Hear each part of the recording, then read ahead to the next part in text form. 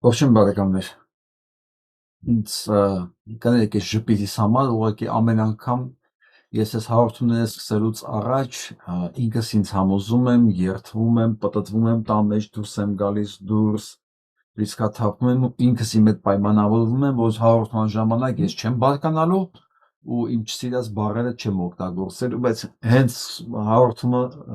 սկսում եմ վերջացնելուց հետո հիշում եմ, որ էլի ես չկարողացա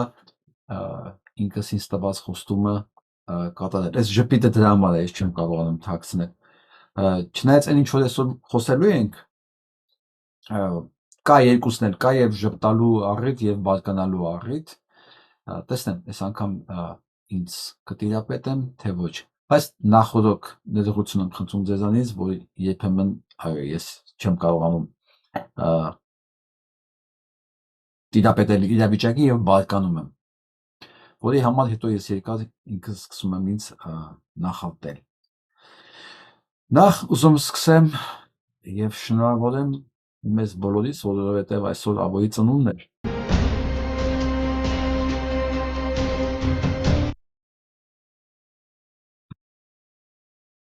Այսօր Աբոյի ծնունդն է եւ Մոնթեյ։ Եվ քանի դեռ Մոնթեյն հիշողներ կան, քանի դեռ Շիրիմին այցելուներ կան, նշանակում է Մոնթեն ապրում է։ Եվ Մոնթեյի պատգամապահողներ կան։ Ինչ էր ասում Մոնթեն։ Շատ կարճ։ Ասում էր իմ կենացը պետք չի խմեք։ Իմ գործը, եթե կարող եք շարունակել։ Կենացը խմելու մասով վերջում ես առանձին բան ունեմ ասելու անպայման եւ գիտեք ամենալավ բաները ես թողում եմ ամենակարևոր բաները ես թողում եմ վերջում համբերություն ձեզ ու ինձ միջև վերջ դիմանալու համար իսկ գործը շարունակելու առումով ինձ մեր ընկերները որոնք գտնվում են այսօր բանտում որոնք բանտում են մեր բոլորի ազատության եւ ապրելու իրավունքի համար իրենց փաստաբանների միջոցով փոխանցել էին, որ ես էլ ձեզ փոխանցեմ, որ ամեն ինչ լավ է լինելու, չհանձնվեք հանկարծ դրսում։ Իրենք ներսում ավելի լավատես են, երևի քան մենք դրսում, ու մեզ են ուզում փոխանցել իրենց վճռականությունը եւ ուզում են ասել, որ ոչ միայն բանտում նստածներն են այդ կարծիքի, որ շուտով ամեն ինչ փոխվելու է, այլ նույնիսկ իրենց վերահսկողները, որոնք զզված են նույնքան այս ամեն ինչից, որքան բանտի ներսում գտնվողները։ Լսեցիք Նիկոլ եւ Կից բառը չասեմ, հասկացաք ումի նկատի ունեմ։ Բանտում աշխատողները նույնքան զզված ու հոգնած են այս ամեն ինչից, որքան բանտի ներսում գտնվողները։ Ու մի տեսակ իրանց մոտ կոնսենսուս կա այս հարցում, եւ կիսում են նույն մտահոգությունը, ուղղակի տարբերությունն է, որ մի մասը ներսում է, մյուս մասը առայժմ դրսում։ Ավելի ճիշտ ինձ ասեմ, չնեղացնենք բանտի աշխատողներին, ասենք, որ մի մասը առայժմ դեռ ներսում է, իսկ մյուս մասը դրսում։ Եվ այսպես անցնենք մեր հիմնական օրակարգին։ Դե ինչպես գիտեք, այցելություն էին կատարել, Բաքու, Հայաստանից ներկայացուցիչներ, եւ այսօր մի քանի խոսք իրաց մասին լինելու է։ Երևանի շուրջ հավաքվեցին Փաշինյանի ադրբեջանցի ընկերները։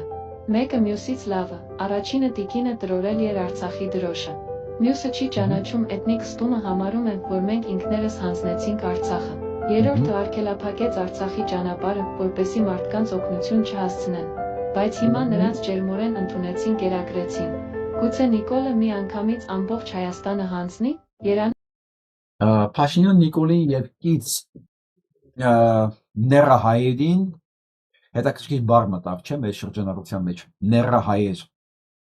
Ես այդ նեռահայերին հիշեցնեմ, որ այս տեսարանները մարդկանց հիշողությունների մեջ կա, մարդկանց խոսքը այն կենդանիների մասին չի, մարդկանց հիշողությունների մեջ կա եւ ոչ մեկ ոչինչի մասին չի մոռացել եւ մարդիկ ամեն ինչ անելու են, որ այս երկրի տերերը մենք հայերը շուտով վերադառնալու ենք այնտեղ։ Բոլորս կոնսենսուս ունենք այդ հարցում։ Փաշինյան Նիկոլ, թե կարաս խանգարի։ ու այդ ներահայերին ես կոչ եմ անում Սամեтлս Джан не скрывает своих планов. Азербайджанский журналист Эльчин Алаглу прямо в эфире телеканала заявил, что они могут в любой момент вести военных как минимум на 30 километров вглубь от границы с Арменией. Խոսքով չնայած Հայաստանից պատվիրակություն են ուղարկում այնտեղ բոլոր մեծ մեսիջներ են ուղարկում այդ տխմանների միջոցով մտածելով որ մենք էլ նույնքան տխմաններ ենք որ այդ ամեն ինչին պետք է հավատանք ու զուգահեռ խոսում են որ առնվազն 30-ից 50 կիլոմետր հարմար առիթին մտնելու են Հայաստանի տարածք եւ այդ առիթը Он также подчеркнул, что существование Армении как государства физически и юридически обеспечивается Азербайджаном и Турцией. Եվ որ նաև ասում է, որ այսօրվա Հայաստանը դեռ գոյություն ունի Ադրբեջանի եւ Թուրքիայի հաշվին, իրենք են դեռ թողում, որ Հայաստանը գոյություն ունի։ В каком мире и договоренностях Никол может говорить, если там Армению даже за страну не считают? Մի խոսքով, խոսքը նա մասին է, որ իրենք Հայաստանին ընդհանրապես երկիր չեն հաշվում, բացարձակապես դա մասին խոսում են, ու որ այսօրվա Հայաստանի գոյությունը պայմանավորվում են դեռ իրենց թույլտվությամբ եւ ծրագիր ունեն պետք է ժամանակ մտնել, ճրել, անցնել Սյունիքը, միանալ Նախիջևանին եւ քիչ-քիչ վերացնել Հայաստանի պետությունը ժամանակի ընթացքում, որը ինչը նրանք պլանավորել էին 100 տարի առաջ։ Այս մասին խոսք ունի ասելու, այսօր խոսքը տալիս եմ Վարդան Պետրոսյանին։ Այ մարդ, ես մտածում եմ, ինչքան կարելի է այսպես ապրել ու պատմությունից դասեր չքաղել։ Ախր դու տեսնում ես, որ այս մարդիկ քո շնորհիվ եկել են իշխանության գլուխ, երկու օր չանցած կոտորած են սարքում գլխիդ։ Դու ոնց չես հասկանում, որ վերջի վերջո պետք է սրանց նկատմամբ վերաբերմունքդ փոխես։ Թույլ տվեք մի պատմություն իմ մանկությունից, մեր մեջ, ներկայությունից դուրս։ Մի անգամ գյուղում ես տեսա, թե ինչպես գյուղի տղաները, ես փոքր էի, որսում էին ճնճղուկներ, տիտիկի որս։ Ուրեմն վերցնում են այսպես ալյուրի մաղը, դնում գետնին թեք, փայտիկը դնում են, թելով կապում, կուտ են լցնում մաղի տակ, տիտիկները գալիս են կուտ նետում, թելով քաշում են, փայտիկն ընկնում է, մաղն ընկնում է, տիտիկները մնում են տակը։ Պարզ եւ հանճարեղ։ Ես էլ որոշեցի մի անգամ ինքս կազմակերպել գյուղական որս։ Տատս իհարկե ինձ չվստահեց։ Ալյուրի մաղը ես էլ վերցրի մի մեծ գերդաստանային տաշտ։ Դրեցի տաշտը, փայտը դրեցի, պարանով կապեցի, կուտը լցրեցի, տիտիկները բնականաբար եկան, կուտը կերան, քաշեցի, փայտից փայտն ընկավ, տաշտը զրնգաց, բայց տիտիկները տակից փախան գնացին։ Նորից դրեցի տաշտը, տիտիկներն այլևս չվերադարձան։ Ես զրակացություն։ Տիտիկները արագաշարժ են եւ խելոք։ Էքսպերիմենտ երկրորդ։ Հարևանից վերցեցի երկու տան պահած աղավնի, որ մարդկանցից չեն փախենում։ Դրեցի տաշտը, փայտը դրեցի, կուտը լցրեցի, աղավները մոտեցան, հանգիստ սկսեցին կուտը ուտել։ Քաշեցի թալից փայտն ընկավ, տաշտը ընկավ, դե աղավնիները մեծ են, իհարկե չհասցրին տակից փախնել։ Նորից դրեցի տաշտը, աղավնիները այլևս չմոտեցան։ Եզրակացություն։ Աղավնիները տիտիկների պես արագաշարժ չեն, բայց խելոք են։ Էքսպերիմենտ երրորդ։ Բացեցինք հավաբնի դռները։ Դուրս եկան տատական հավեր։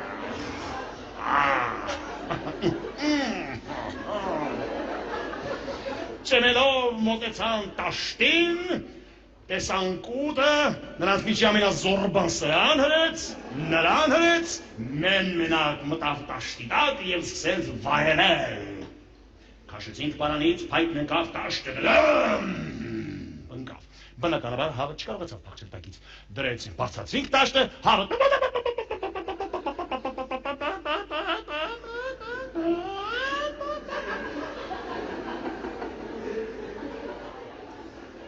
նորից քաշեցինք, նորից տաշտը բարձրացինք,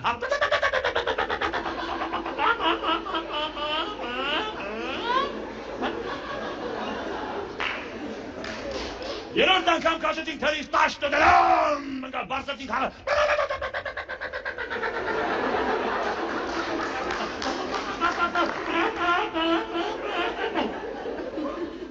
Սա արդեն դառնում էր հետաքրքիր։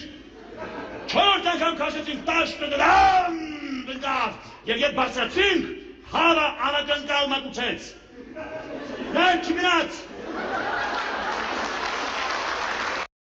Այդ մենք հիմա այդ վիճակում ենք։ Անակնկալ ենք մատուցում մեզ։ Էլ չենք հրաժարվում այդ կտից։ Չենք էլ գնում։ Մենք մեր ոտով ոչ միայն չենք դիմադրում Թուրքին, մենք մեր ոտով գնում ենք իր դուրը։ Հələ իր խոսքերն էլ բերում ենք հայերին, որ ինչ պատերազմ, ինչ բան, թուրքերը ձեր այդ պատերազմ չեն ուզում անել։ Այն ինչ որ խոսում են, TV-ով, բանով, հարցազրույցներ են տալիս այդ կոմենտով, դա ձեզ չի վերաբերվում։ Դա ձեզ չի վերաբերվում։ Ու դրա մասին արդեն խոսում են նույնիսկ հանձնի եթերով բազմաչարչար Պետրոսի հետ ու տեսեք ով է խոսում դրա մասին։ Այսօր մենք կզրուցենք Հայաստանի առաջին նախագահի գլխավոր խորհրդական Ժիրայր Լիպարետյանի հետ, բարեկամ պարոն Լիպարետյան, շնորհակալություն հավելելու համար։ Ժիրայր Լիպարետյան, Լևոն Տեր-Պետրոսյանի լավագույն կադր, դուք տեսեք ինչ ասում։ Երեք մեր քաղաքացիական հասարակության եւ փորձագետների խումբը Ադրբեջանից եկավ Երևան, դրանից առաջ ադրբեջանցիներն էին եկել, մերոնք հանդիպել են Հաջիևի հետ, Ալիևի օգնականի հետ եւ նա ըստ մեր ներկայացուցիչների խնդրել է մեր հասարակությանը մի քանի ուղերձ փոխանցել։ Ուղերձ 1, որ պատերազմը Ադրբեջանի համար ավարտված է, ուղերձ 2, որ կոնֆլիկտը Ադրբեջանի համար ավարտված է եւ ուղերձ 3, որ այս չպատերազմը պետք է սարքել խաղաղություն։ Իրոք այդպես է, պարոն Լիպարետյան։ Նախ ասեմ, որ Հաջիևը ավելին է քան օգնական։ Բա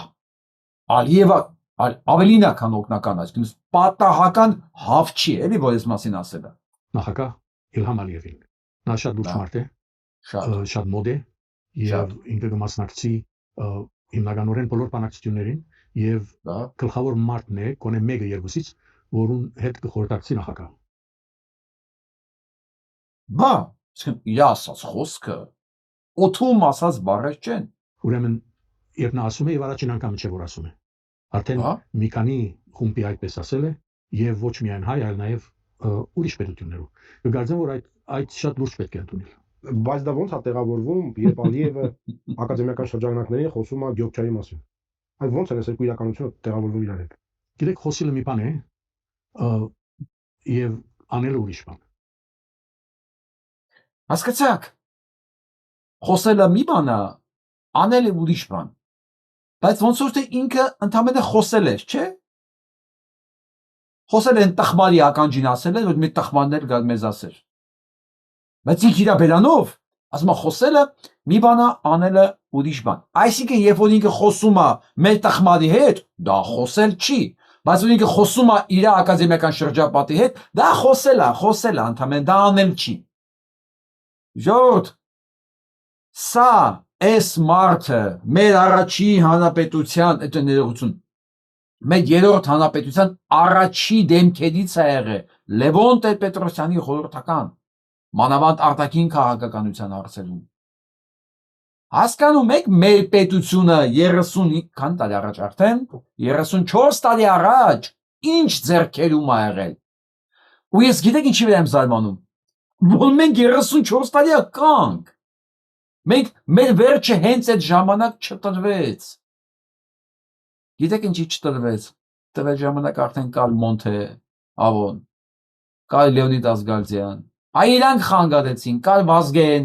այրանք խանգարեցին, որ այս հրեշները այն ժամանակ խեղդեին այս պետությունը, որ ընդհանրապես ոչ իման գոյություն չունենար, որ լիներ իրանց ասածը, արա մենք թույլ, խեղճ ու կրակ, անտեր ժողովուրդ ենք, ինչ պատերազմ, ինչ Ղարաբաղ, ինչ բան, թարգեք մոռացեք դրա մասին։ Որ իրանք թողեն մենք ապրենք, այդ արդեն ահագին բան է, ու սրանք մինչև հիմա նույն քարոզն են տանում։ Նույն երևույթի մասին, ասելը ուրիշ բան է, անել ուրիշ բան է, ինքն տամեն ասել է, բայց եթե Հաջիևը մեր տխմարին ասել, դա հո պատահական մարդ չի ասել, այսինքն Հաջիևը ավելի ավելի զորավոր մարդ մնե, որի ասած խոսքը օրենքը, քան ասենք Ալիևը։ Պատկերացրեցիք։ Այստեղ կարելի է իրան փակել ուղակի։ Բայց մի երկու տվյալ ասեմ։ Նայեցի հաղորդումը որքան մարդ է նայել, առաջին ալիքն է, չէ՞։ Ու նայելա այս հաղորդումը 27500 հոգի 8 ժամվա մեջ, որը վատ ցուցանիշ չի, բայց իշխն էր ամենաշատ հետաքրքիր, որ ոչ մի կոմենտ չկա։ Կոմենտի տեղը փակած կոմենտների տեղը։ Ես արդեն պատկերացնում ինչեր պետք է գրած լինել ստեղ։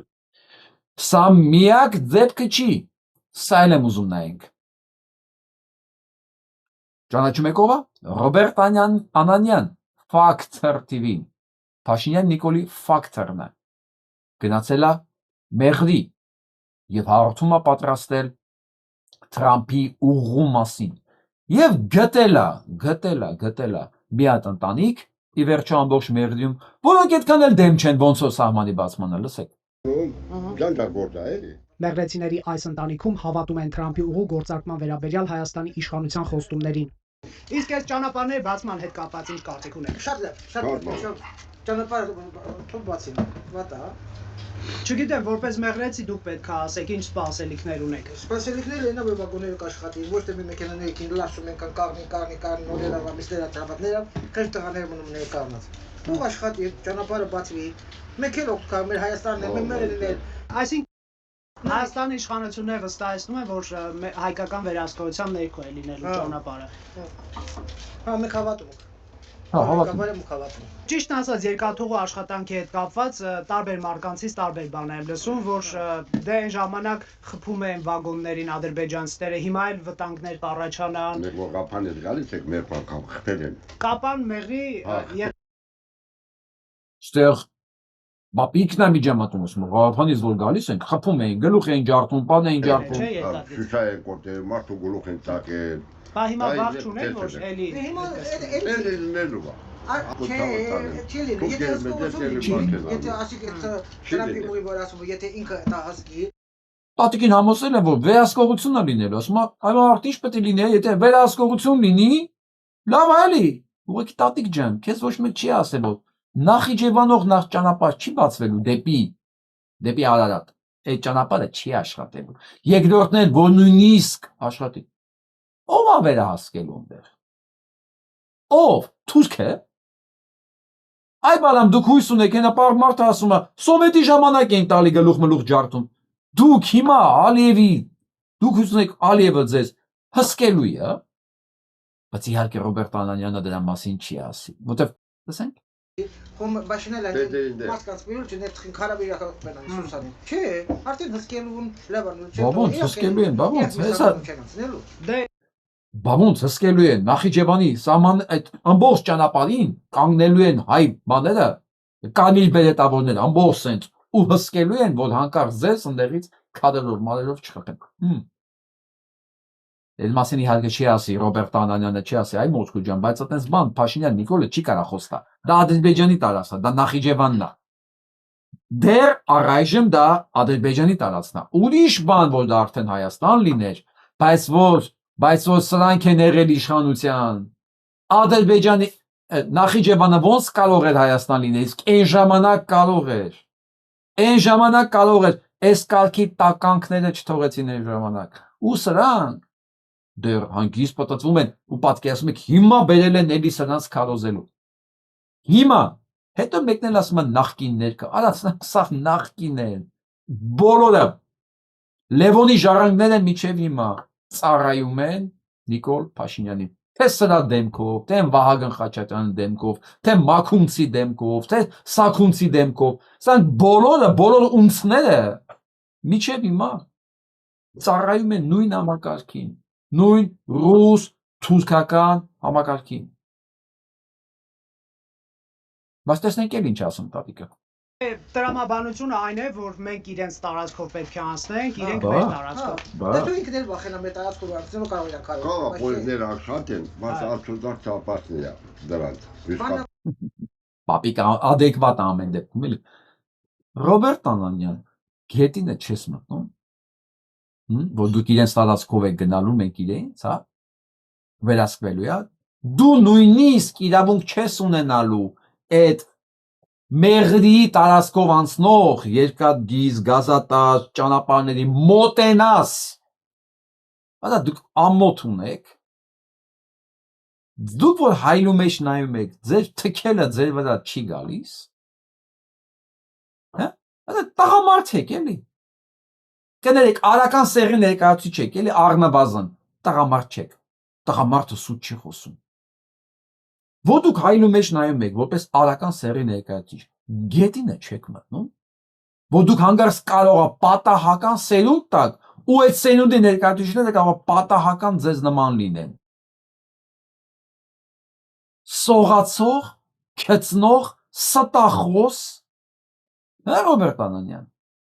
բարձ ասա, ես քեզ ոչ չեմ վիրավորում, կարող ես շարժուր չեմ անում, ես դու ես, ես քո հարթումն է, ու գիտեք որն է հետաքրքիր, ես մտածեցի կարող եմ երկու ուրիշ տանիք էլ գտնի բալանսի համար, էլի, որ ասենք իմանանք մեղրեցին ինչ է մտածում, չէ։ Այսինքն անվտանգությունը պետք է ապահովի այդ դեպքում դուք տեսնեք, որ օրինակ կարողանա գալ Երևան այդ տրանսպորտը նստել երկաթուղին, որ վստահ լինեք Նախիջևանը չեք հավատում դրա։ Նախիջևանը հասնելու չկա։ Դավարին կախշարտի, պատճառը ոչ մեկը տարիները անցնի այդ մարդկանց այդ բանների որ ոչ մեկը ղազոհերը մարդիկ շնամացած չէ։ Չեմ վստահում։ Մի չէ որ այդ տարիները չանցնի, մարդիկ չի նշում ակոմ։ Բեռնատարները ոչ կարող են։ Դավարը կախշարտի։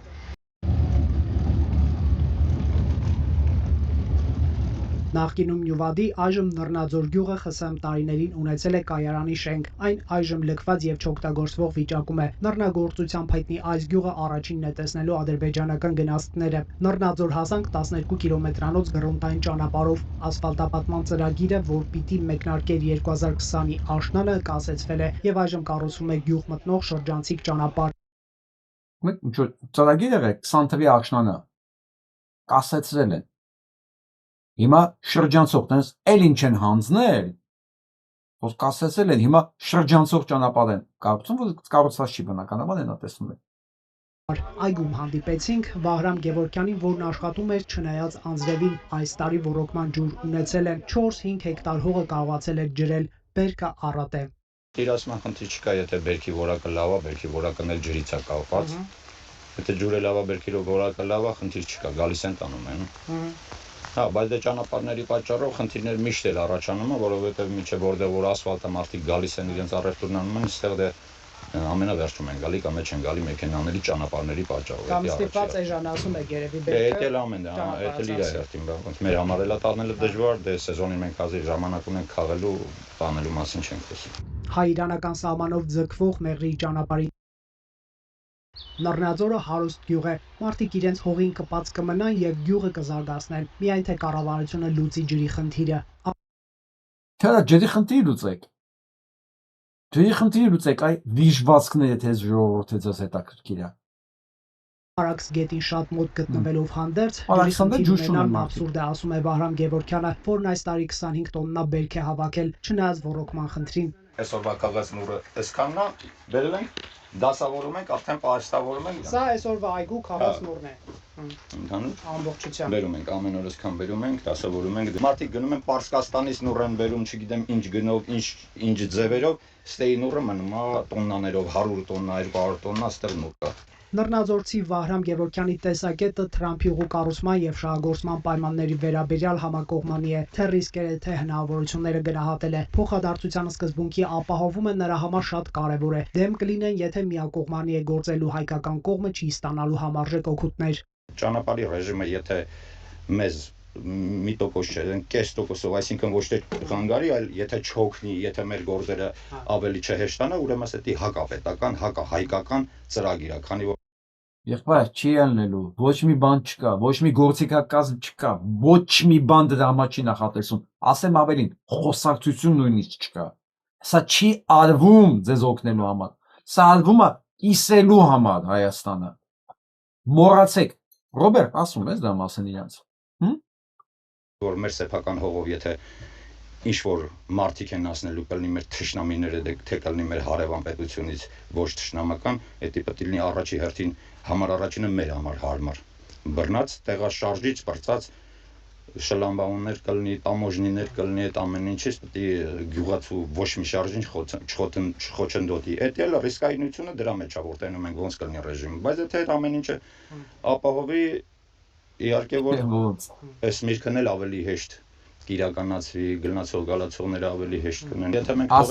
Բաքվից գնան Նախիջևան, նույն ձևել պետք է մենք ստեից գնանք Երևան։ Եթե չէ, պոեզը ստեից չի գնալու, կարելի է նուր աճեցնելը բրծնել, այդ բարեզբուն իմաստով, նուր աճեցնելը բրծեցնել, պոեզը քանդել, շուռ տալ Արաքսը։ Եթե հանգարց այդ ինձ բաներ լինի, որ ստեից թուրքերը գան անցնեն Նախիջևան, մենք չկարանանք Նախիջևան։ Հա, եղբայր ջան, ուղղակի դու չես կարողանալու մոտենաս նույնիսկ այդ գնացքներին։ Չես կարողանալու նույնիսկ, որտեղ դու դա չես տեսնալու։ Սրանք 6 կիլոմետր լայնությամբ տարածք են տալի, որ նույնիսկ հայ զինվորը չի մտնելու ունդեր։ Չես ասում Ռոբերտ դրա մասին։ Ասա էլի, հələ տեսնի այդ ռեակցիաները։ Երևանով գնանք Երևան։ Չնայած Բաքվի պնդումներին, որ Մեղրի երկաթուղով եւ ավտոճանապարհով ադրբեջանցիները երթևեկեն ինչպես Ադրբեջանում առանց մաքսային, սահմանային եւ անվտանգային ստուգումների, Հայաստանի իշխանությունը վստահեցնում է, որ պատրաստ է Ադրբեջանին հատկացնել հեշտացված ստուգում։ Սա վստահեցնում է Ժորժեն, սա վստահեցնում է։ Ինքը վստահեցնում էր, որ Արցախում ոչինչ չի սպառնում։ Սա վստահեցնում էր, որ պահին ժողովուրդն ասի կանգնեք պատիտակ ձեզ գնդակահարելու եք, իրենք սուս-փուս կանգնելու են պատիտակ իրենց գնդակահարելու։ Սա վստահեցնում էր, որ բամբ ասում են, որ ասում են Նիկոլ Փաշինյանն եկել է Ղարաբաղը տա։ Ես էլ ոչ մի բան չեմ բանակցել, սրանք ասում են Նիկոլ Փաշինյանն եկել է Ղարաբաղը տա, այ ժողովուրդ, դες բան ոնց կարելի, սա է վստահեցնում։ Սա նույն մարդն է, նույն հրեշն է, բան չի փոխվել։ Հետո ինքը կասեր, որ այդ ժամանակ արդեն ինքը որոշել էր, որ պետք է Արցախը դառնա Ադրբեջան։ Ուղղակի չէր ասում, վախենալով, որ իրեն չեն թողի աշխատի։ Բայց Հայաստանի օրենսդրությամբ եւ պետական կառույցների ներքո գործող հաղորդակցություն դեպի Նախիջևան։ Դե ժամանակ է պետք ինձ թվում է, ժամանակը չի թվանամ, դա ժամանակ է պետք։ Որ սովորել են էլի գնալ գալ։ Կպատմեք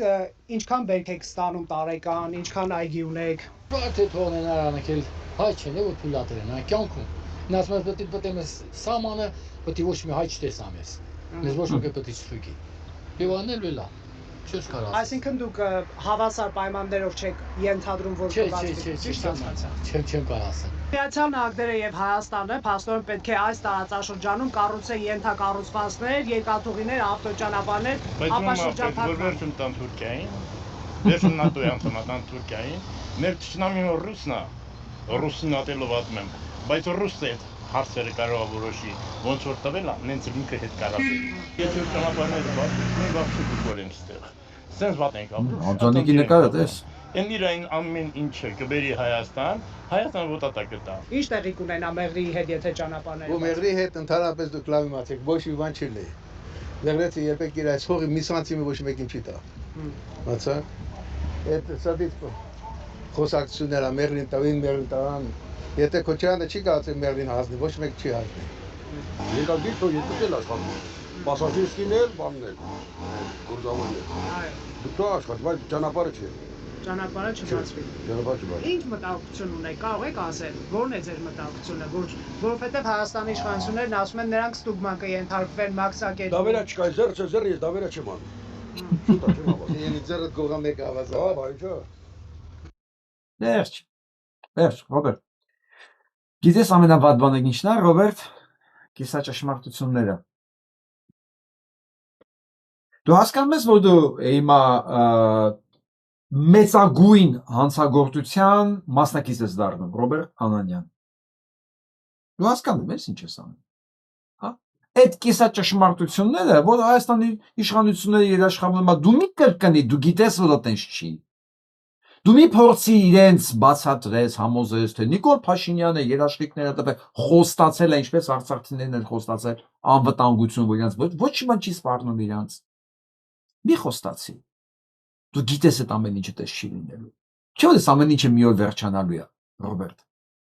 Գնանք առաջ։ Սա իմ ընկերներն ուղարկեցին, սա Կրասնոդարում է ժողովուրդ ջան։ Տատիկն ու պապիկը Արցախին։ Բա Կրասնոդարում այսպես բան կա։ Իսկ Հայաստանում ԼՂՀ մշտական ներկայացության շենքի վերաբերյալ դատական նիստի օր արդեն նշանակվել, որ փլեն այս շենքը Արցախի ներկայացուցիչները պետք է շենք չունենան։ Կրասնոդարում մենք հուշարձան ենք, Ռուսաստան, իմ չսիրած Ռուսաստանում տատիկ պապիկը կա, սրանք Հայաստանում խլում են։ Ու մեղրեցիներին խոսք են տալի, որ դուք ոսկու մեջ եք ապրելով։ Դուք sense Նախիջևանով գնալու եք գալ, ձեր 200 տոննա նուրը չի փչանալու այնտեղ։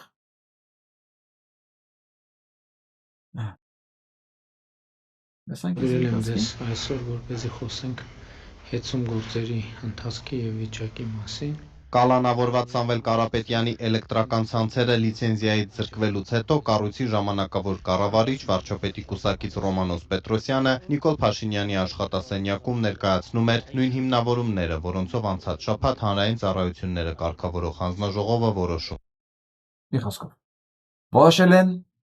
այս կապիկությունն անում են, լիցենզիայից զրկել են, հաջորդ քայլով պատրաստ եք, որ իրենք խոստովանելու են, որ լավագույն ներդրումը, դե տարածաշրջանում նայեք, էլի ժողովուրդ ջան, մենք պետք է աշխատենք, կոմունիկացիաները պետք է աշխատեն, ու լավագույն ներդրումները մեծ փողերով գալու է որտեղից? Թուրքիայից։ Սպասենք, դե հեռու չի։ Սա լսենք մի հատ։ Ենք ամփոփել, հա, ինչ ունենք այնտեղ եւ ինչպես անցան ընտրությունները։ Ընտրությունները անցան շատ լավ, ազատ եւ արդար, ժողովրդավարական սկզբունքներին համապատասխան։ Դա սա վարաշապատում է ժողովրդավարության եւ իհարկե օրենքի տարին համապատասխան եւ ես այստեղ կհիշեի Ալեն Սիմոնյանի խոսքերը, որ ասում է միակ հաղթումը նա եղել, որ մեր տեխնացուն Արգիշտի Մեխակյանը ճանապարհ անցել է սահմանված վայրում։ Չդակատակ է, բայց պետք է ասեմ, որ այո, շատ բարձր մակարդակով անցան այդ ընտրությունները, թեև շատ սուր եւ թեժ ընտրապայքար էր ընթանում։ Առավելևս ընտրություններից հետո, երբ որ սկսեցին բոլորին ձերբակալել, շատ թեժ էր, շատ թեժ։ Սա Նիկոլի հայկական ժամանակն է, Նիկոլի նախկին գայիշնիկ Արմեն Խաչատրյանի ներկայությամբ, մի խոսքով որպես հյուր, ամփոփում են մեր հրաշք միջոցառում, որոնք իրենք կազմակերպել են, չնայած իրոք հովա մեջ ընդամենը 11,000 մարդ է սա այս այլանդակությունը կարողացել նայել։ Ու այդ 11,000 մոլորյալներին, դե ով պետք է հայկական ժամանակ նային, էլ Արմեն Խաչատրյան, կարողացել են համոզել նույնիսկ այս հարցման ժամանակ, որ մեծ քանակությամբ զենք են գնել ու արտադրում են նաև $500 միլիարդ պատվեր են իջացել։ Պատկերացնում եք զենք արտադրողներին սրանք $500 միլիարդ զենքի պատվեր են իջացել։ Դուք հասկանում եք, այս են մաննա մարդիկ են, որ դեռ 2018 թվականին արդեն Հայաստանում հերոստացույց էին արտադրում, լվացքի մեքենա են արտադրում։ Հիշում եք, տարան ցույց տվեցին, որ արդեն արագ-արագ էս ամեն ինչ հալվում է։ Հիմա էլ արդեն $500 միլիարդ զենքի պատվեր են իջացել։ Ես ես նախկին գայիշնիկին ու մնացած այս կարգի սանը մի հատ լսենք, որ ամփոփիչ լինի, էլի, ավելից մեկն է։ Գտնում եք քրեական որոշում կայացրեցի, որ պետք է նստացույց իրականացնենք ու դա կտևի այնքան ժամանակ, քանի ես սրբազան պայքարի մասնակից չեմ, աջակից չեմ։ Արման Պետրոսյանը ոչ սրբազան պայքար շարժման անդամ է, ոչ էլ ակտիվ աջակից, բայց պայքարում է, որ Լիդիա Մանթաշյանը բանտից ազատվի։ Երեկվանից գլխավոր դատախազության դիմաց նստացույց է սկսել մի խումբ մարդկանց հետ, որ հանրային ճնշումը մեծանա ու Լիդիային կալանքից ազատեն։ Լիդիան էլ չի արել այնպիսի բան, որ ահաբեկչության նախապատրաստման հոդվածով այդ շինծու մեղադրանքը չպիտի լինի իր վրա։ Լիդիա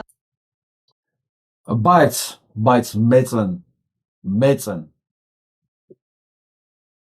ինքդ այս ամեն ինչին դիտարկում ասես փաթեթով քաղաքական հանցագործներ։ Տղեկը բանտից բարեմներ էին փոխանցում։ Ազատ Ախշակյան, միտքս հասկացալ երևի։ Ու բոլոր նրանց այդ բարեմներից հասավ, ովքեր ձեռդ սեղմում են։ Ու ոչ միայն քո ձեռը։ Այս կարգի մարդկանց ձեռքը ովքեր սեղմում են, իրենց սյունած ողջուններն էին փոխանցում ու ասեցին, դու ասա, ուղղակի, որ մենք լավատես ենք, որ այս ամեն ինչը շուտով վերջանալու է։ Հիմա լսենք այս մի ինգերեջը։ հարուցման տրամաբանության շրջանակում եւ ընդհանրապես կոնֆլիկտի կարգավորումը պետք է հիմնված լինի ոչ թե քրեական գործերի նաեւ մրցապայքարով, որին մենք ականատես ենք լինում հանձինս Բաքվի կողմից այդ քրեական գործերի, այլ պետք է լինի միջազգային տրիբունալ։ Միջազգային տրիբունալ, որտեղ ցանկացած պատերազմական գործողությունների ժամանակ այո կարող են լինել նաեւ պատերազմական հանցագործություններ։ Եվ երբ որ պատերազմական հանցագործությունները որակվում է միակողմանի կամ քննվում է միակողմանի կամ ենթադրյալ, ապա դա ակնհայտորեն օբյեկտիվ չի կարելի համարել։ Եվ արդյոք այդ մարդիկ, ասենք Դավիթ Բաբայանը կամ Բակո Սահակյանը կամ, չգիտեմ, Կարապետյան կամ եւ ընդհանրապես կամ ռազմական գործողությունների մասնակցած զինծառայողներին կարելի է նրանց նկատմամբ քրեական գործ հարուցել, որտեղ ռազմագերի նկատմամբ չես կարող քրեական գործ հարուցել։ Քաղաքական ղեկավարների նկատմամբ, որոնք ներկայացել են Լեռնային Ղարաբաղի Հանրապետությունը, այդ թվում նաև միջազգային կառույցների հետ, ՀՀԿ Մինսկի խմբի համանախագահների հետ, ուրեմն տարբեր ընդհանրապես Հայաստանին որպես ագրեսոր պետություն ճանաչելու, հա, նպատակով։ Եվ այդ առումով է, որ այս իրավիճակի միակ տարբերակը նույնիսկ կրկնում, եթե ցանկություն կա եւ կա կամք արդարության հիման վրա հարաբերությունների ձևավորումը, ապա այդ դեպքում պետք է նաեւ քրեական գործ հարուցվի Լեռնային Ղարաբաղի բռնի էթնիկ սպման հիմքով, որը պատերազմական հանցագործություն է։ Բայց նույնիսկ այս պարագայում, երբ որ ընդհանրենք մենք ենք ներկայացնում եվրոպական դատարան դիմումներ ու ճիշտ ենք անում, եւ նրանք էլ իրենց հերթին ինչ-որ այդպիսի անհիմն դատավարություններ իրականացնում, այս մրցապայքարը ամենևին չի նպաստելու ընդհանրապես կոնֆլիկտի կարգավորմանը եւ արդարության հիման վրա կոնֆլիկտի կարգավորումը։ Դրա համար այդպիսի մի օրինակ կա, դա Նյուրնբերգյան դատավարությունն է։ Ինչի մասն է սա? Որ փաստորեն իրանք կարող են, իրանք իրավունք ունեն էթնիկ զտման համար դիմումներ ներկայացնել, դատական գործ եվրոպական դատարան, բայց կոնֆլիկտի կարգավորման համար փաստորեն իրանք չեն անում։ Ու այս լրագրողին, այս ամբողջը լսել եմ, ես կարող եմ ձեզ թողեմ ամբողջը լսեք, սա։ Ես անդադ սպասում եմ, որ ինքը կանգնացի, ասել եմ մի վարքան։ Ինչ է նշանակում։ Դու կոնֆլիկտի կարգավորման համար, դու էթնիկ զտման հայց չես ներկայացնում։ Սա գիտեք ինչ է նման, որ մեկին ընտանիքի անդամին սպանել, ինքը կոնֆլիկտի կարգավորման համար բորտ չներկայացնի, չասի մարդ են սպանել դեռ։ Փողը վերցնի ապրել։ Հիմա սրանք նույն բանն են անում, ու այս ընկերուհին, լսեց, ոյան տապաննա։ Ես սպասում եմ, էլի, որ պետք է խոսա։ Ասել եմ մի վարքեր, այն կե ջան, բայց դու ով ես, որ ներես այդ հանցագործությունը, ու որպիսի կարգավոր ձեր պատկերացումով կոնֆլիկտ եք կարգավորում, որտեղ դու կոնֆլիկտ չեք կարգավորում է, գեյներին դատում են։ Համ ինքը էթնիկ զտում կատարի, համ գեյներին դատի, համ իր ասածով դանով ճնշում ներկայացնի, ճնշում իրագործի Հայաստանի վրա, համ էլ իրանք չեն դիմում էթնիկ զտման համար։ Դուք հասկանում եք, որ դուք հանցագործ եք կարա։ Էթնիկ զտումը ձեր ճաշակի ոլորտի բան չի, որ դուք որոշել եք բարիշեք ու դրա համար ժերտվա եք տալիս մի ամբողջ հայրենիքի կորուստ ու ցեղասպանության փաստ։ Ով եք դուք։ Սակունց, ով ես դու Նիկոլի մնացածի հետ, որ իբր ձեր համաձայնության համար հանցագործության փաստը ջրեք գնա։ Դուք նման եք ասում եմ այն մեկին, որը իր բարեկամի սպանության համար փողը վերցնում, ասի դե դա ինչ եղել։ Սպանություն ասեմ չի եղել, всё։ Դուք հասկանում եք, որ դուք պատմական հանցագործներ եք։ Ու փաստորեն, այս մարդը դա նորմալ է համարում, ու դա համարում է կոնֆլիկտից զիջելու, կոնֆլիկտի չգնալու ձև։ Ու սա տանելով գրանտ է ստացել, որպես մարդու իրավունքների պաշտպան Հայաստանում։ Դե մոտավորապես այդ ոլորտի աշխատող։ Մի ամբողջ երկրի, մի ամբողջ 100,000 բնակչության իրավունքների վրա տշած ունենա, ոտերը մաքրած ունենա, բայց նույն ժամանակ փող ստացել, որ ինքը դա անի։ Չէ՞ ինչ ուզես մեկից, որ դեռ 30 տարի առաջ ասում է, չէ, սա պետք է հանձնվի, սա պետք է հանձնվի։ Գնանք առաջ։ Սա մասին եմ ուզում ձեզ ասեմ հիմա։ Ես դեռ 3 պետքա կարդայի, ուղղակի հաղորդում այնքան երկար է, երեկվա ժամ ու կես խոսացի, չէ՞։ Այն ջերը ժողովուրդ ջան, կներեք էլի որ երկար է լինում այս հաղորդումը, բայց պետքա դիմանաք, ամենալավ բանը բարելա վերջում։ Ու չմոռանաք անպայման գրեք սրանց մասին ինչ եք մտածում, ձեր կարծիքը եւ տարածել։ Տեսեք, պարզ բան եմ ասում։ Եթե դուք 5 հոգու առնվազն ուղարկենք, որ իրենք նայեն, 5-ից 2-ը առնվազն կնային։ Եթե 2 հոգի ամեն մեկը կարողանա ինֆորմացիա տարածել, 2 հոգու մենք երապատվենք, այսօր ունենք 100,000, հա, կլինի մեկ ամսա մեջ 300,000, ու մենք կարող ենք որակական փոփոխություն տալ, փոփոխությունը պետք է լինի որակական։ Ձեզանից ամեն մեկին հարցնում է այս լինքը տալ 5 հոգու ու առաջարկել, ասել նայի, պետք չի որ դու համաձայնվես։ Մենք չենք խոսում համաձայնվելու մասին, մենք խոսում ենք փաստերից։ Ես չեմ ուզում, որ մեկը լրիվ 100%-ի մեջ համաձայնելնի, մանավանդ գիտեմ, որ համաձայնել չեք։ Մենք խոսում ենք փաստերից։ Կարող է մեկնաբանությունը ձեզ դուրս չգա, բայց սրանք փաստեր են։ Իմացեք, տեղեկացված եղեք, պարտադիր չի համաձայնվելը։ Հիմա ես բանի մեջ մոռացա ներկայացնել շատ կարևոր հանգամանք։ Ինչ արեց Փաշինյան Նիկոլը այս միջոցառման ժամանակ։ Սա իրականացրեց հանցագործություն, ներառելով, ներգրավելով ամբողջ իրավապահ համակարգը այնտեղ։ Եվ այսպես։ Հարություն Բաղդասարյանը մի հատ մեծ բացատրություն է գրել, որ սահմանադրության պետական մարմիններ են, իսկ սա պետական մարմինների բան է, չէ՞, հիշում եք, չէ՞։ Սա պետական մարմինների միջոցառում էր։ Ուրեմն պետական մարմինները Բարձրագույն դատական խորհուրդը, կենտրոնական ընտրական հանձնաժողովը, հեռուստատեսության ռադիոյի հանձնաժողովը, հաշվեկնիչ պալատը, այլ օրենքներով պետական մարմինների մասին դրույթները սահմանված չեն, իսկ պետական կառավարման համակարգի մասին օրենքի համաձայն սահմանադրության 159-րդ հոդվածին համապատասխան պետական կառավարման մարմինները նախարարությունները, ինչպես նաև կառավարության վարչապետի նախարարությունը ենթակա մարմինները եւ այսպես ուրեմն ԲԴԽ-ն, դատական համակարգը, կենտրոնական ընտրական հանձնաժողովը, ռադիոյի հանձնաժողովը եւ այլ ՀՊ-ն, այս բaragam ՀՊ-ն որն էր, նայենք, հաշվեկնիչ պալատը եւ դրանք կառավարության անդամ չեն։ Դրանք չեն պետական կառավարման մարմինների մեջ իր ասած չեն տեղավորվում։ Սրանք այդ դատարանը, հեռուստատեսությունը, կենտրոնական ընտրական հանձնաժողովը դրանք այս պետական կառավարման ապարատին բալանսավորող հակառակ կողմն են։ Փաշինյան Նիկոլը բոլորին բերեց լսեց մի կասայի մեջ, ասեց բոլորիդ ասիչը ես եմ։ Ոչ թե դուք իմ հակակշռողն եք։ Պատկերացեցիք։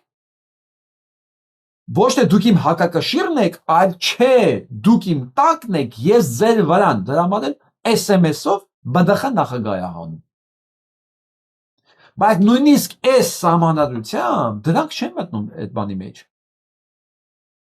Հա, դրանք չեն մտնում պետական կառավարման համակարգի մեջ։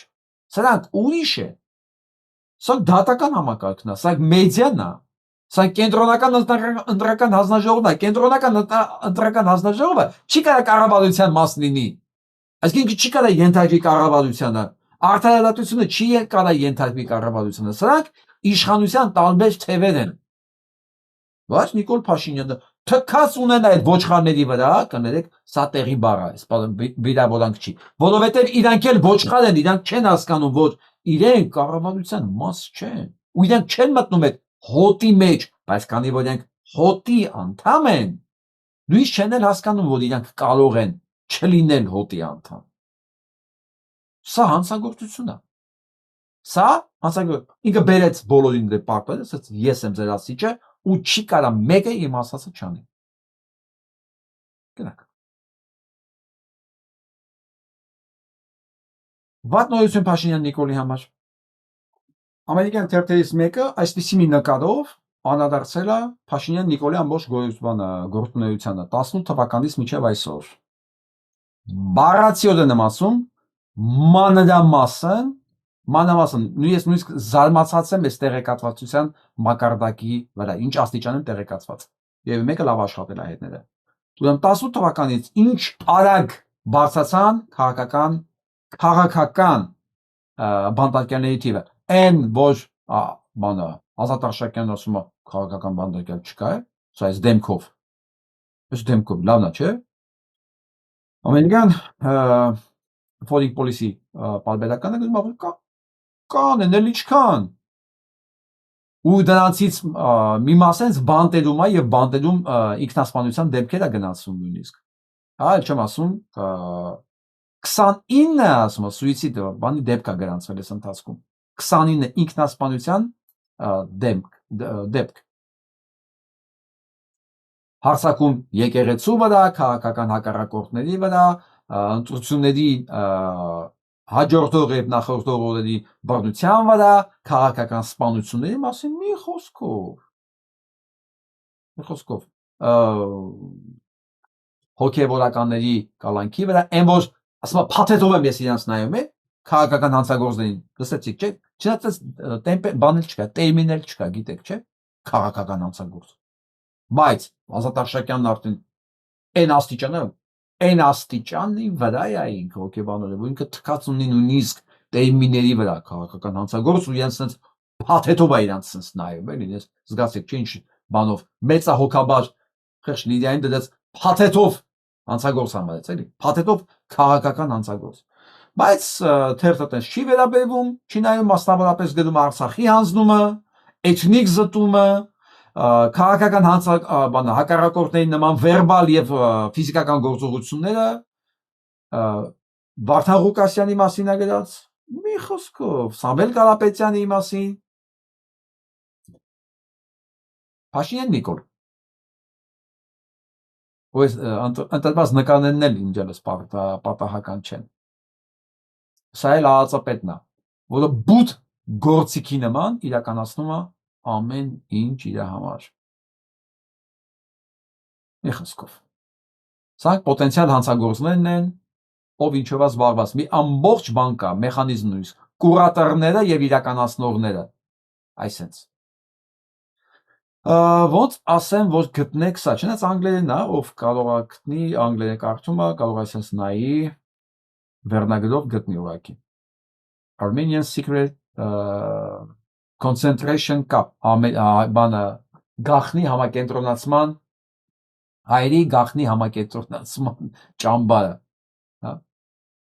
Փաշինյանը վերածել է մի խոսքով կոնցենտրացիոն ճամբարի Հայաստանը։ Խնդրեմ։ Հասկացա հիմա ով ես դու, Փաշինյան Նիկոլ։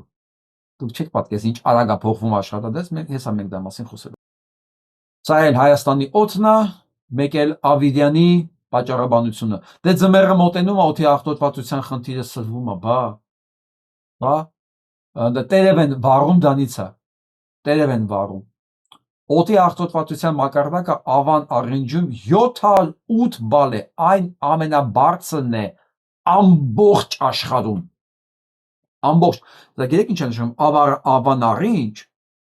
դա ասենք այնտեղ չի կարող օդը կեղծոված լինի, ուղղակի չի կարող, ասենք հասել են նրանք, որ Ավան առինջի օդի կեղծովածությունը աշխարհում ամենաբարձրն է։ Դուք պատկերացեք ընդ ներքև արդեն կենտրոն, Շինգավիթ, հա, Էրեբունի, Բանգլադեշ, բան է տարածքը ինչ է կատարվում այնտեղ, որտեղ փոսի մեջը ընդհանրապես քամի չի խաղում այնտեղ։ Ու այս ընթացքում հասնում են կծել նաև ծառերը։ Ամենակարևորը։ Ես ընդամենը 3 չէ, որ խոսացի էկոպարեկների մասին, որ պարեկները բռնել են։ Ես որ ասի սրանք հնարավոր չի, 2 միլիցիա իր գործ անեն առանց վերադասի ցուցումի, այսօր պարզվեց, որ 18.3 կիլոգրամ թմրանյութի միջոց են իրացրել, փորձել են իրացնել, 18.3 կներեք, 18.3 կիլո, գրամ չի է, 18.3 կիլոգրամ թմրանյութ, գիտեք ինչ է նշանակում։ Սա ատոմային ռումբ է։ Հիմա ուրեմն սրանց շեֆերից սկսած, միջև վարչության բաժնի պետեր, այսպես միջև վերջ նախարար, պետք է այսօր արդեն KGB-ի պատվանում լինեին։ Որտեվ սա չէր կարա շարքային երկու չմոը կներեք, թեկուզ նույնիսկ շարքային էլ եթե չեն եղել, չէին կարող 18.3 կիլո իրար հետ բանա վերցնեին ու մի տեղից վերցնեին ու ստանային։ Ամբողջ դատական համակարգը կնեք, ամբողջ ուժային համակարգը, իրավապահ համակարգը սա մեջ թաթախված է։ Այս ամեջ, որովհետև այդ երկու բանին պարեկներին այսքանը վստահել, պատկերացրեք դա ինչ վերահսկողություն է անցել, որ հասել է դրանց։ Ջրանդրտումներ, հոսանքազրկումներ եւ գազի անբավարարվածություն Արաբկիրում 5 տարում ավելի քան 10,000 բնակարան է կառուցվել։ Ժողովուրդ, ես ասել եմ, այս Երևանը ապրելու տեղ չի։ Ապրելու տեղ չի, սա չի աշխատելու ոչ ջուրը, ոչ գազ, ոչ կոյուղին ամենակարևորներից։ Ոչ օդ, ոչ տրանսպորտ։ Սրանք սպանել են քաղաքը։ Ու շարունակում են սպանել։ Ամեն ինչով, թե հարկերով, թե օդի աղտոտվածության, թե կանաչ տարածքների վերացումով,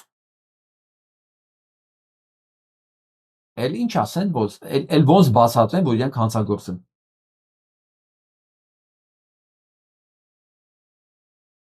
Միջազգային նորություններին անցնենք ու վերադառնանք մեր ամենակարևոր թեմաներին, ինչ որ ես սկզբից խոստացել էի։ Եվ այսպես Ֆրանսիան բոյկոտում է պատրաստում բոյկոտել Իսրայելի հետ բաները, բոլոր տեսակի կապերը, որովհետև այսքան բանից հետո նույնիսկ ոչ պայմանավոր գերիների փոխանակումից հետո,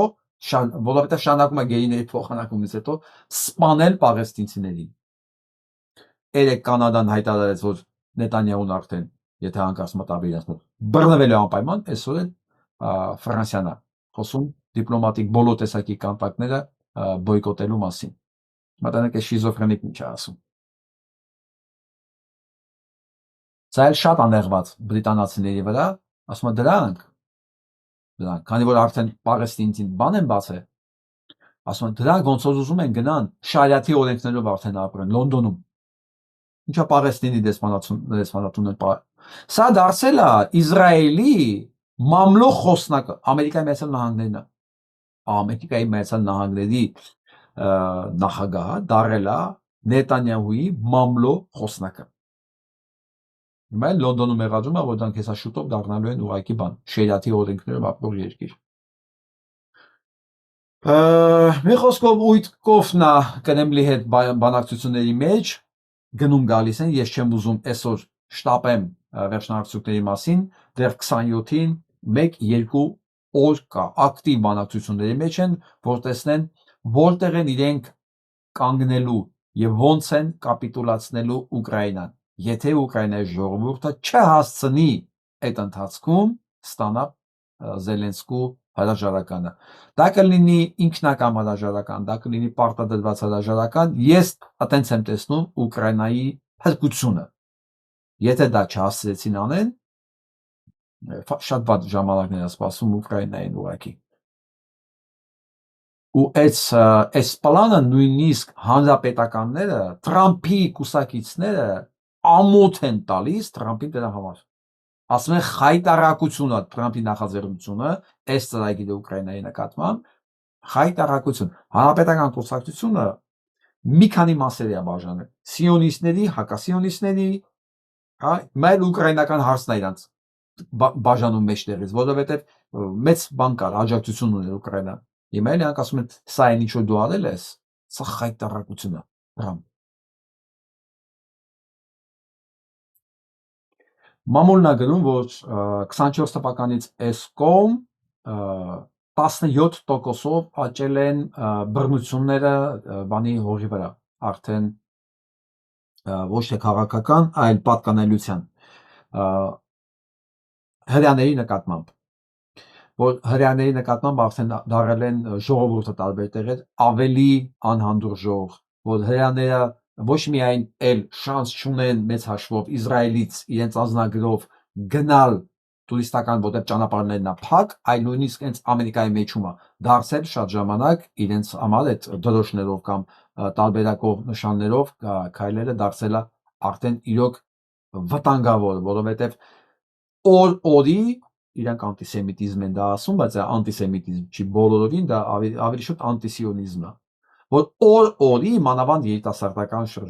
շրջանակներում դա ավելի դինամիկա է ստանում, դա իր դրսևորումներով, եթե ասենք 6 ամիս առաջ դա ընդամենը ռեյտինգի անկում էր, հիմա դարձել է արդեն որոշակի գործողություններ, բռնություններ, վեճեր, խոսքով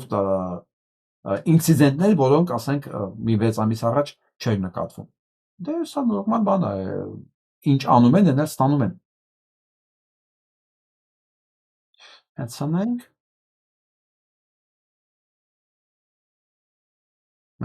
What? Listen to their own words. Listen to what she says. What's going to happen to him for it? It'll be worse for America than Israel. Լրագրողը ամերիկացի ասում է ավելի վատ ալնել ես ամեն ինչը Ամերիկայի համար ավելի վատ ալնել, քան Իսրայելի համար։ What's going to happen to them for it? Իրանք ամերիկացի են, ասում են ամերիկացի են, բայց բանը սիոնիստ, ասում են այն ինչ որ հիմա անում ազվում է Ամերիկայում հрьяաների դեմ, ավելի վատ ալինելու նրանց նկատմամբ ամերիկացիների նկատմամբ, իրանք ամերիկացի են Ամերիկայում։ He's turning on Israel, then America deserves what's going to happen to him for it. Ասում հենց շուրեկան Իսրայելի դեմ ու արդեն Ամերիկան արժանանալու է այն ինչ որ լինելու է նրա հետ։ Սա լույս վառնալիք է, ես իրոք հավատում եմ։ Այս երկիրը տեսել է շատ բաներ, տեսել է Քենեդու սպանություն, տեսել է այդ զույգ երկնակերերի պայթուն, շատ բան է տեսել։ Որ այդ ամեն ինչը իրականացնողը սրանք են։ Բառացի բաց սպառնում են։ America deserves what's going to happen to them for it. Այս այն ամերիկացի լրագրողը գժված ասում ոնց թե ասում են Ամերիկան արժանացել է, որը պետք է լինի այն ինչ որ մի բան լինելու է։ They don't count themselves as American folks. Ասում են իրանք իրենց ամերիկացի չեն համարում։ Նրանք ամերիկացի են, բայց լրագրողը։ How is it that you can say that if you're an American? Roseanne, are you an American? Ռոզեն ասում դու ամերիկացի ես, չէ՞, դու ոնց ես այդպես ասում։ Are you an Israeli? What do you mean then? I thought you were an American. This stuff actually pisses me off. Ասում ես ամեն ինչից ջղենացնում է։ Ու այս կարգի ռեպորտաժներ, հաղորդումներ շատ է, այս բանը, իրանք բանը, նեյտրալ, առանձին ոչ մեծ աուդիտորիա ունեցող բաներ են, լրագրողներ են, բլոգերներ են։ Ահա որ մեծանում է ու օրեկան ու իսրայելցիները, սիոնիստները իրոք ամեն ինչ անում են, ոնց որ դիտավորյալ անեն, որ դա ավելի շատանա։ Իմ մոտ այդ տպավորությունն է։ Իրանք չեն գնում տակ, որ չերևա իրանց հանցավոր բնույթը, ավելի բացում են, որ անելու են, că դուք չեք հասկանում ձեր հետ ինչա կատարվելու։ Սրանք ամերիկացիներն են լսում են էս ու գժվում են։ Ու բոլորովին զարմանալի չի, որ բռնություններն են շատացել։ Ես չգիտեմ այդ ինչ մասշտաբների է այդ բռնությունները ոնց է, բայց ստատիստիկայով ասում են, որ շատացել է իրաց նկատմամբ այդ ամեն ինչը։ Աշխարհում եք էլի։ Եկանք մեզ 2 օր առաջ 99 տարեկանում մահացավ մեր Նիկիտա Սիմոնյանը, մեր հռչակավոր ֆուտբոլիստ եւ մարզիչ։ Ես այս հանգամանքին չէի արժանանա, եթե մի շատ կարևոր բան չլիներ։ Հարց ու պատասխանն եմ ուզում կարդամ իր վերջի հարցազրույցն 1 տարի առաջ։ Հարցնում են. Ինչի մասին եք երազում։ 1 տարի առաջ են հարցնում։ Ասում են ինչ որ մարդ պետք է երազի, ես արդեն ունեմ, շատ սիրում են եւ Հայաստանում եւ Ռուսաստանում։ Ասում են ինչն եք ամենաշատ սիրում Հայաստանում։ Ասում ես Հայաստանը ամբողջական եմ սիրում։ Ես խելակորույս ձևով եմ սիրում իմ երկիրը միջև այսօր ու այդպես է լինելու միջև վերջի վայրկյանը կյանքիս։ Ասում եմ ինչ տեսակ Հայաստանի մասին եք դուք երազում։ Ասում եմ երազում եմ տարածքային ամբողջականություն ունեցող միասնական եւ զարգացող Հայաստանի մասին։ Ասում եմ, իսկ ամենաշատ ինչի համար եք վախենում։ Ասում եմ, մարդկային ցածր նիզեստ, եւ տականքներից էլի։ Ինչ երբեք չեք ների, ասում եմ, ես երբեք չեմ ներում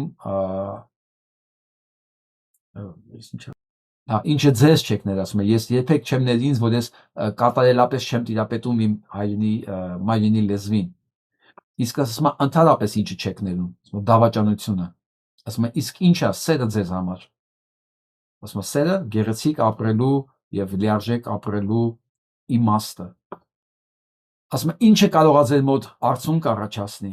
Ասում եմ, առաջ նման բան շատ քիչ էր լինում, իսկ հիմա ամեն անգամ լինում է, երբ որ լսում եմ Արցախ բառը։ Սա ասում է 99 տարեկան Նիկիտա Սիմոնյանը։ Կոկորդս խեղդվեց։ Վերջում ասում է, իսկ կար հարց, որ ես չհարցրեցի ձեզ։ Ասում է, ես ուզում եմ իմ ժողովրդին ասեմ, որ ես լացում եմ, սգում եմ, ուրախանում եմ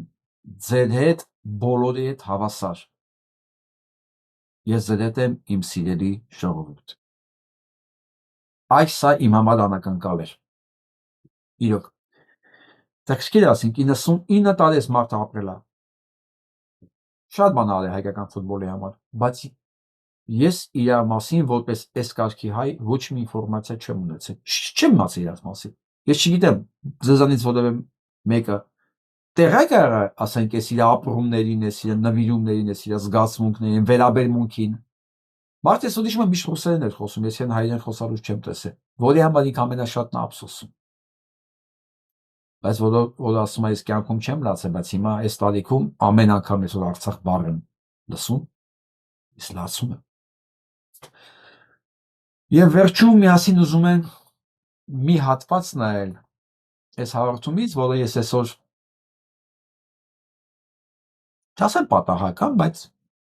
ամբողջությամբ նայել եմ, սա 4 տարի առաջվա հաղորդումը, չէ 3 տարի, 3 տարի առաջվա հաղորդումը եւ երբ որ կամերաները անջատեցին, Հրանտը սկսեց խոսալ։ Հրանտ Թոխացյանը 3 տարի առաջվա, լսենք 3։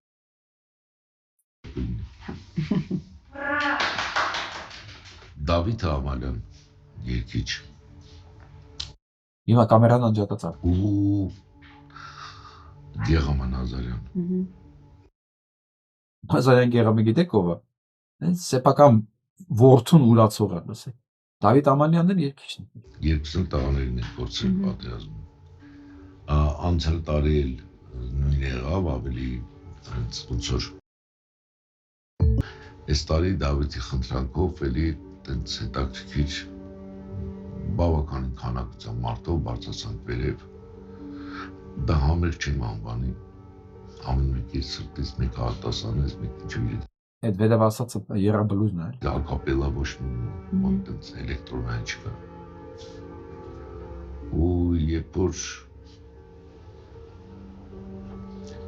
դիմեի ներքև էր նորը, անում շատ են եղել, ու տեսնում էր ինչ քանակությամբ մարդ կա նստած, ու այդ լռությունը, լաց, կոց, լռություն էր ու սպանիչը ամենամեծ սպանիչը, այդ դրոշների խշխշոցներ, այդ լացացեց ու մանավանդ ճիշտ է հետո դրա մասին բավականին փորձեցին գրել խոսել, բայց այդ րոպեին ընդեր գտնվելով որ դու այդ սպանում էր, լսում էր ու կողքը խփում էր սալյուտը, փորձում էր հասկանալ ինչի է, լավ ինչի, լավ կարել էր այդ օրը չխփում, լավ ինչ անպայման է, դրա համար ստեղ մի հատ հետաքրքիր բան կա, Բաղոսմանց էր այդ միտքը ու շատ ուրախ է, որ Գևորգը իրան օգտագործեց, մի օր արի սենց հարցեր, որ երբ մեզ մոտ ինչ-որ բան էր փոխվի, Երբ ինչ։ Եվ մի քիչ կուղղվի դեպի բան, ես կարծում եմ որորը, որ որևէ քեֆի ժամանակ կամ սեղանի շուրջ նստած հենց որ խորոված ես յուղով, բերանով վերջացնենք խմել սահմանին կանգնած ձինների կենաց այդ ժամանակ երկիրը նորմալ երկիր դառնա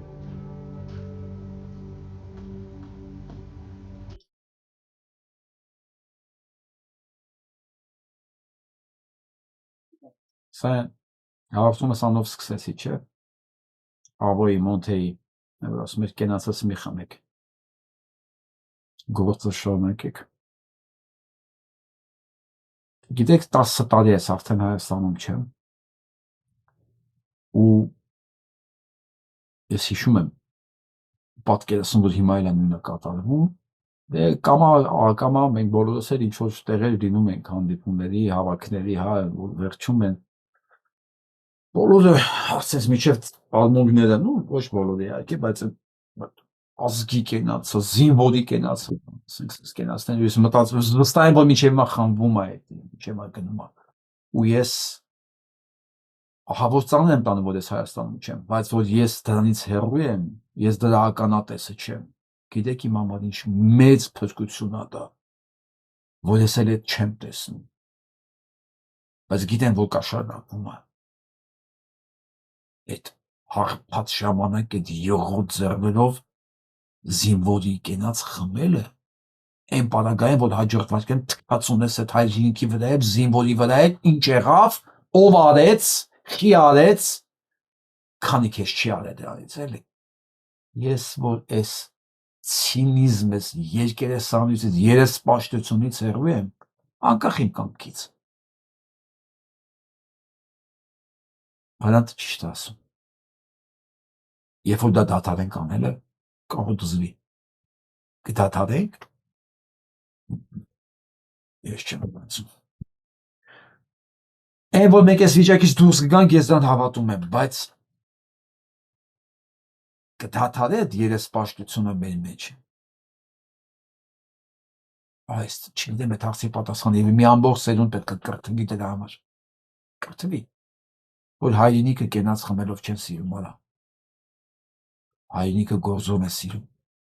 Հայրենիքը ստապ են սիրում։ Հայրենիքը խնամության, խնամքի կարիք ունի, ոնց որ ծեր ծնողը։ Ծեր ծնողի կենացը խմեք, թե չեք խմի, ծնողի Նիկոլին չի, իր Ռոմանոս Պետրոսյանին չի, հասկանում եք, ծնողին խնամք է պետք, ուշադրություն է պետք։ Թե դու իր կենացը կխմես, թե չես խմի, կհիշես իրան, քանի ողջ է իրան խնամել է պետք։ Մահանալուց հետո ուզում եք դամբարան սարքեք իրան, ինչ ուզում եք արեք, ծնողին հետի հետ, ինչ է տալիս։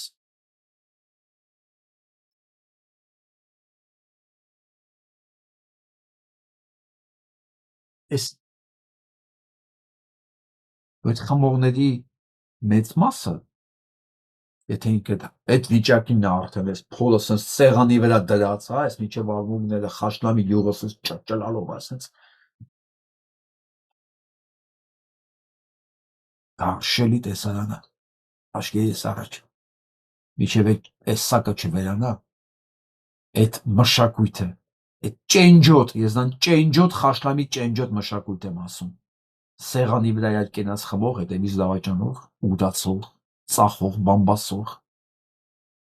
իշխանություններին կծնող, իշխանությունների տակ կռացած, բայց փորը միջև ասենք ղեկը հասնում, անկախնայից ինչ մեքենա է քշում, մեքենա որ ինչքան մեծ, այնքան փորն էլ մեծ, մեկը, այդ փորը կպտում է մեքենայի ղեկին, դա պարտադիր պայման է, բայց խմելուց հետո մի հատ մեծ զինվորների կենացը չխմենք, բայց հաջորդ վարկյանին, առավոտ, զինվորների նախ դավաճանող է, որովհետև զինվորի հացը գողանում է, զինվորի հացը գողացողի հետ ընկերություն անում, սեղանա նստում, կենացն է խմում, նույնը ոնց որ Ազատ Արշակյանին ցույց չտվեցի, դե ցույց տվեցի, չգիտեք իր հետը խմող չկա, կամ մնացած է սաքունց մաքունցների ձեռը սխմող չկա, ոչ չկա, գիտեք իրանք գիշերը չեն խմելու, զինվորի կենացը խմելու է, ոչ թե որ սիրում են զինվորի, չէ, ոնց ասում, արարողակարգ է, Իրանց համար ծնողի կենաց երեխեքի կենացնելն էլա, խմելն էլա արարողակարգ, բայց իրանք դրա համար ոչ մի բան չեն անում, բացի իրենց այդ պահի ամբիցիաները բավարարելուց։ Դա կլինի փող աշխատել, կլինի լավ մեքենա կլինի, դա երեխու համար չի, որտեղ են գնով, որ ինքը այդ փողը աշխատում է, մեքենաներն առնում է, դա երեխեքի քթերից է գալու։ Դա ընդամենը արարողակարգ է, ծնողի կենաց խմել, երեխու կենաց խմել, զինվորի, հայրենիքի բան, դրա կեղտոտ, ճենջոտ, լիցիմեռնի, դա արարողակարգ է ընդամենը, որտեղ իրոք դրանով ապրող մարդը ինքը ուրիշ կենցաղ ունի, ուրիշ ձևապահում իրան։ Ինքը խոսալուց դա մասին աշկերն է լսվում, կոկորդն է լսվում։ Ինչպես ես հաղորդավարում ես, երեխու, Շուշանը ես, ազգանունը չեմ, ես պային չի շում, էական չի, բայց այդ աղջիկ ամեն անգամ Արցախից բանից խոսալուց կոկորդը լսվում է, չի կարող խոսալ։ Լավն է։ Ես եմ զոնսի։ Այ եպես կերպարից դուս կգանք, այս ժամանակ էլ կասենք պետություն եք ունենալու, ուժեղ, բայց ոչ այդ կերպարի մեջ։ Այսօր ոմն այսքան բա։